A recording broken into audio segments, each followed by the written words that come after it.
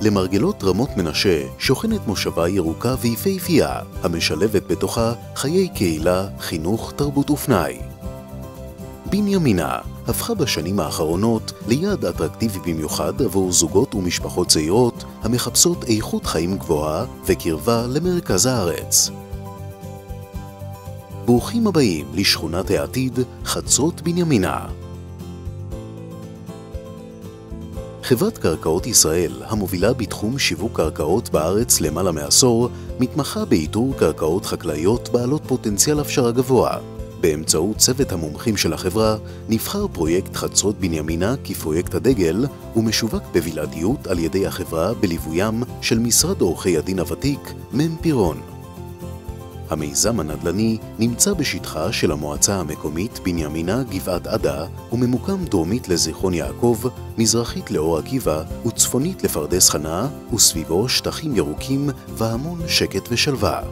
שווי דונם קרקע מופשר בבנימינה הינו כ3 מיליון שקלים, כך שבהשקעה נמוכה לפני ההפשרה פוטנציאל הרווח הוא של כ600% בממוצע.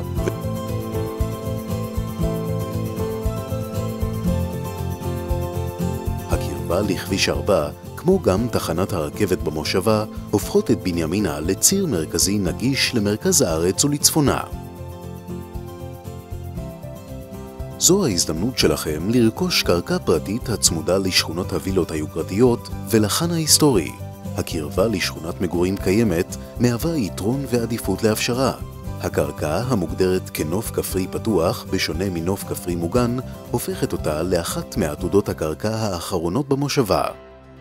ההבטחה הגלומה בפרויקט חצרות בנימינה נעוצה בתוכנית הרעיונות המתגבשת להעתקתה של תחנת הרכבת לצידה המערבי של בנימינה ובפיתוח האזור מסביב.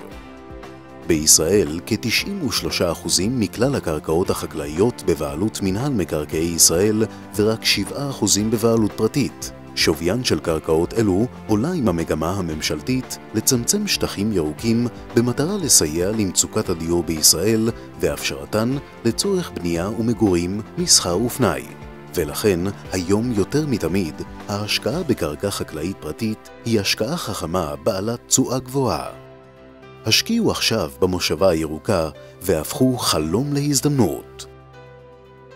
חצרות בנימינה, משקיעים חכם, משקיעים בעתיד.